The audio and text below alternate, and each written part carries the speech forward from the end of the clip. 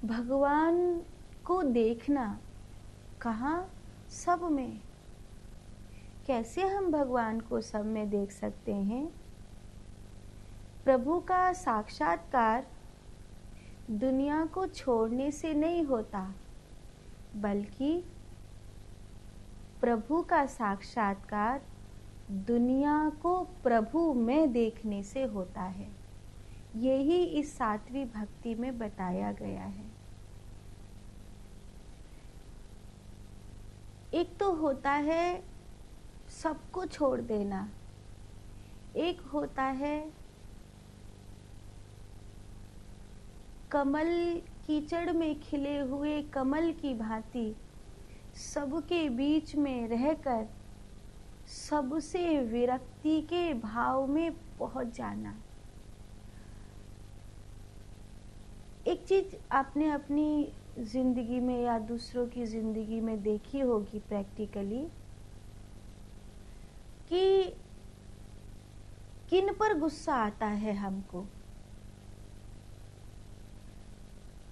जिन्हें हम अपना मानते हैं।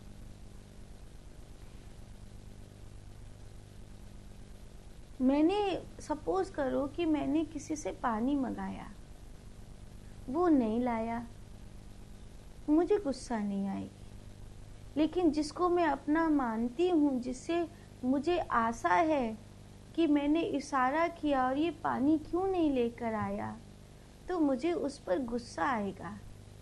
वो गुस्सा इसलिए नहीं है कि वो पानी नहीं लाया, वो गुस्सा इसलिए है क्योंकि कहीं ना कहीं अपनत्व की जो भावना है वो तुम्हारे भीतर वो अपेक्षा बन गई है। उसके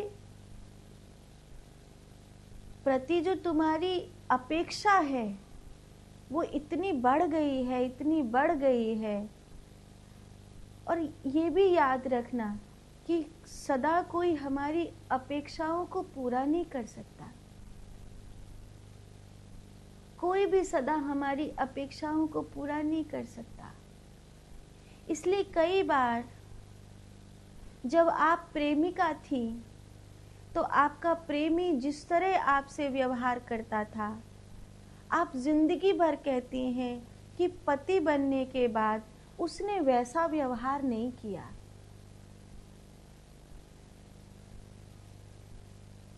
क्यों? प्रेमिका थी तब के व्यवहार में और पत्नी बन गई तब के व्यवहार में अंतर क्यों आ गया? अपेक्षाएं बीच में आ गई, निश्चिंतता बीच में आ गई।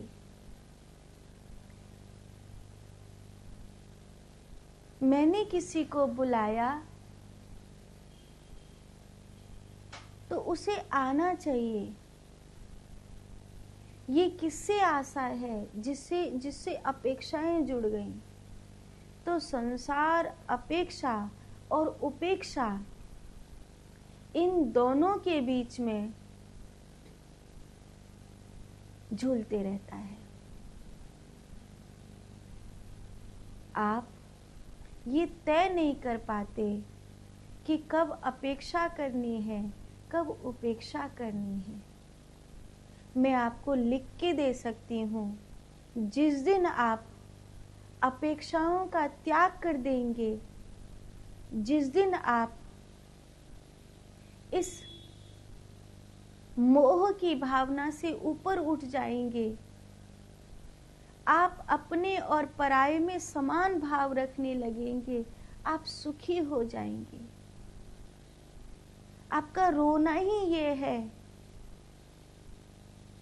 कि ये तो मेरी बहन है, इसको तो मुझे समझना चाहिए। ये तो मेरा भाई है, इसको तो मुझे समझना चाहिए कम से कम। ये तो मेरा पति है, इसको तो मुझे समझना चाहिए। अरे और किसी की क्या कहूँ, कम से कम ये तो मेरी माँ है, ये नहीं समझेगी तो कौन समझेगा। ये तो मेरी बेटी है, इसको तकलीफ समझ में नहीं आएगी तो किसको आएगी। अगर नहीं आ रही है उनको तुम्हारी तकलीफ समझ में, तो इससे तुम खुद तकलीफ में आ गए हो। तुम्हारी तकलीफ और ज्यादा बड़ी हो गई है। क्यों? क्योंकि तुमने उनसे अपेक्षाएं जोड़ ली हैं। और जितनी अपेक्षाएं होंगी,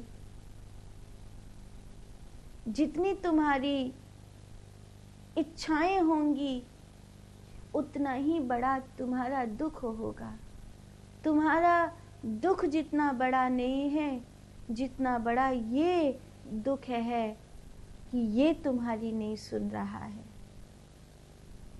25 वर्ष मैंने इसको अपने साथ रखा और 25 वर्ष इसको मैंने आज अपने साथ रखा और आज इसने दिखा दिया कि ये पराया की पराया है, मेरा अपना नहीं है।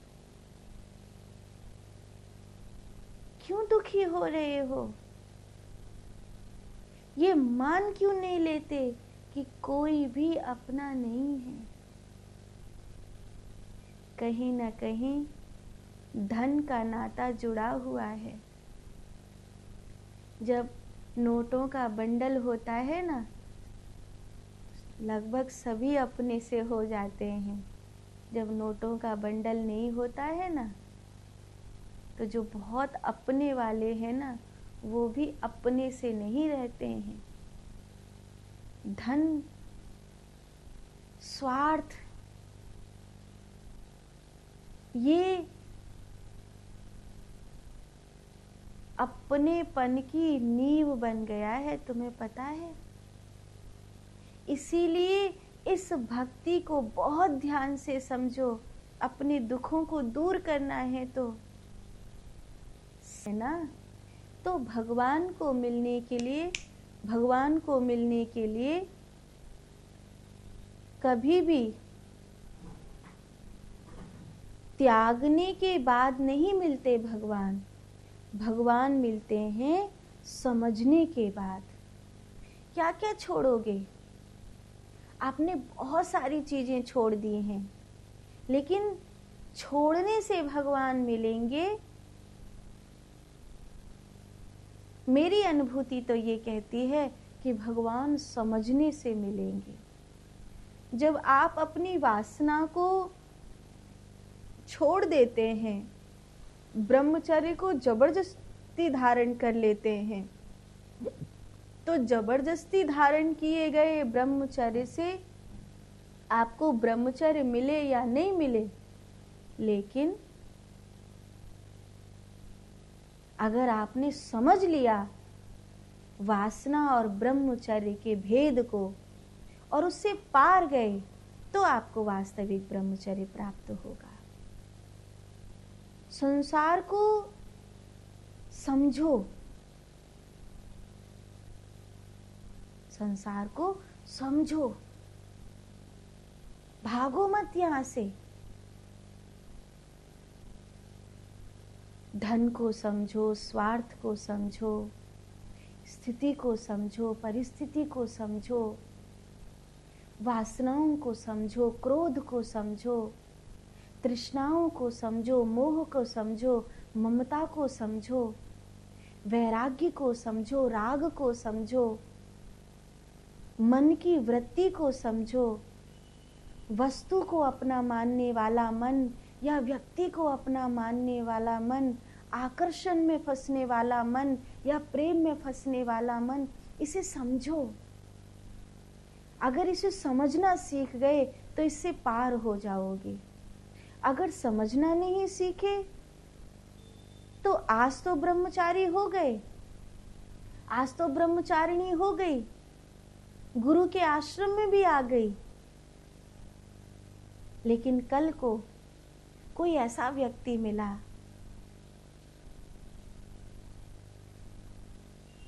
जिसकी प्रेम भरी आंखें देखकर मन फिसलने लगा, मन भटकने लगा।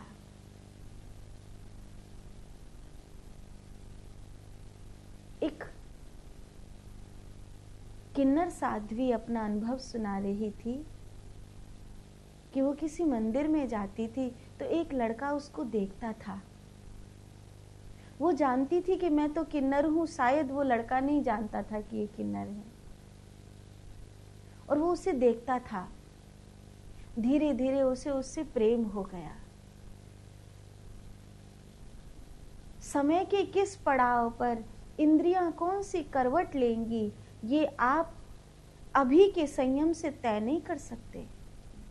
हाँ, अगर आप अभी जान जाते हैं, अगर आप अभी समझ जाते हैं, अगर अभी आप पार उतर जाते हैं, तो समय का कौन सा मोड़ कोई भी करवट ले ले, फिर कोई फर्क नहीं पड़ता, फिर कोई अंतर नहीं पड़ता।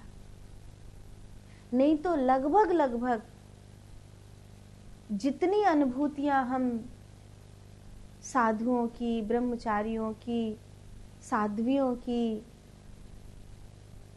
धर्म के मार्ग पर आगे बढ़ने वालों की, जब पीछे की जिंदगी सुनते हैं तो कोई ना कोई कहीं ना कहीं किसी की जिंदगी में दस्तक दे चुका है, ऐसा महसूस होता है।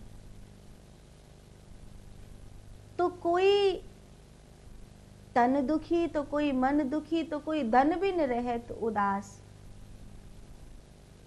मूड मुड़ाए भये सन्यासी, मूड मुड़ा के सन्यासी तो हो गए, लेकिन उस सन्यास के पीछे का जीवन क्या है?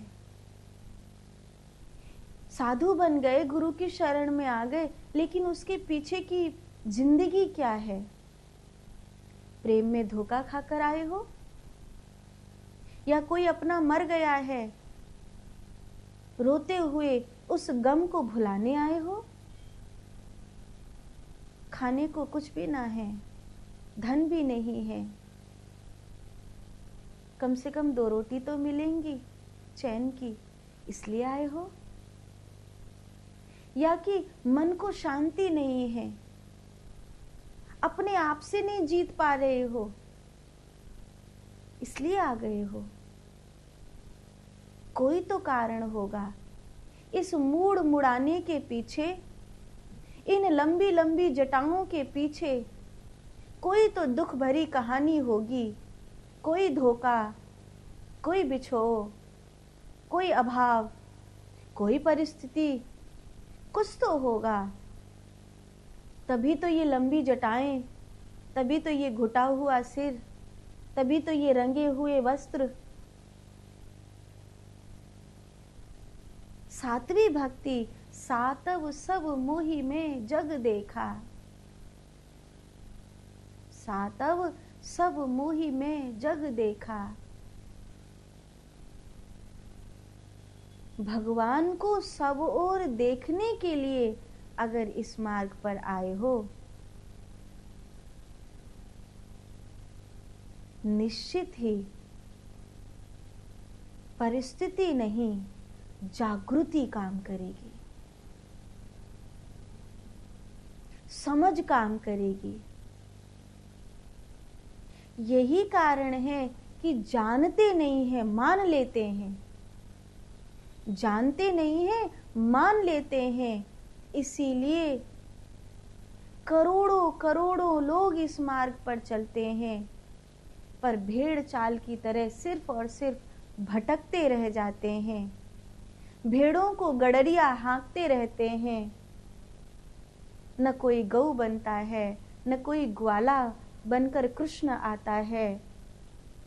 और इस तरह भगवान कृष्ण गीता जी में कहते हैं कि करोड़ों में कोई जब मेरी ओर चलता है तो कोई कोई ही मुझ तक पहुंचता है, कोई कोई ही मुझ तक पहुंचता है।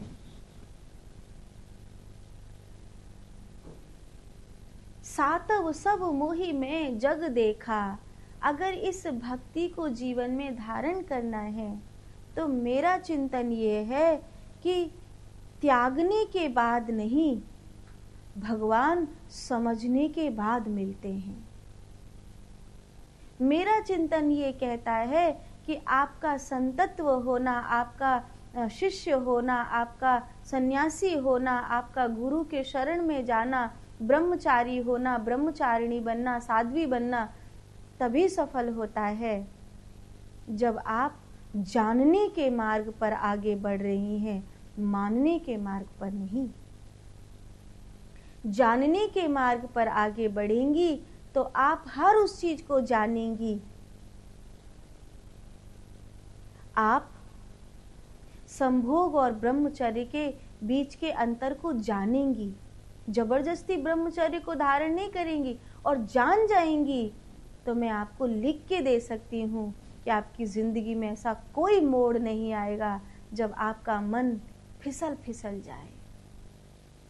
आपने जाना नहीं है, इसीलिए आपकी जिंदगी में कोई मोड़ आ सकता है कि मन फिसल फिसल जाए। वो धन के लिए भी हो सकता है, वो व्यक्ति के लिए भी हो सकता है, और वो परिस्थिति के लिए भी हो सकता है। आपने जान लिया, जबरदस्ती के त्यागी नहीं बने हो, मानने के बाद के त्यागी नहीं बने हो, जानकर त्यागी बने हो, तो सोने की ईंट पर भी ऐसे ही पांव रख के निकल जाओगे जैसे मट्टी की ईंट पर पांव रखकर निकलते हो। लेकिन अगर जबरदस्ती के त्यागी बने हो, जबरदस्ती के वैरागी बने हो, मान मान कर ये संसार मिथ्या है, भाई ये सब झूठा है, अरे कोई साथ जाने वाला नहीं है, ऐसा ठोक ठोक के अपने आप को बैरागी बने हो, तो जिस दिन सोने की ईंट पर पांव आएगा, उस दिन एक पल के लिए तो मन खसकेगा कि ठीक है, नश्वर है, जाने के बाद काम नहीं आएगा, पर जब तक जिंदा हूं तब तक तो काम आएगा। सोने की ईंट है, इससे तो कितना बड़ा आश्रम बन जाएगा, इससे तो कितना बड़ा आश्रम बन जाएगा। मन ददकेगा जरूर। ब्रह्मचर्य को जबरदस्ती थोपा है, जाना नहीं है। वासना की अति को, संभोग की उस निम्नता को जाना नहीं है। पाताल से आकाश को छुआ नहीं है, तो फिर कभी कोई ऐसा व्यक्ति जिंदगी में आएगा, कोई ऐसी स्त्री जिंदगी में आएगी, उसकी आंखों को देखकर मन फिसल फिसल जाएगा कि काश ब्रह्मचारी न होता, तो मैं भी इसके साथ प्रेम संबंध में रहता। मन ददक ददक जाएगा। इसलिए सातव सब मोहि में जग देखा। अगर इस सातवीं भक्ति में आगे बढ़ना है, भगवान को चारों तरफ देखना है, तो सिया राम में सब जग जानी।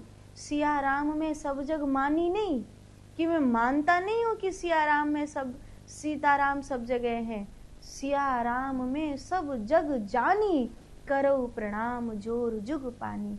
मैं जानता हूं, जानकर मिलेगा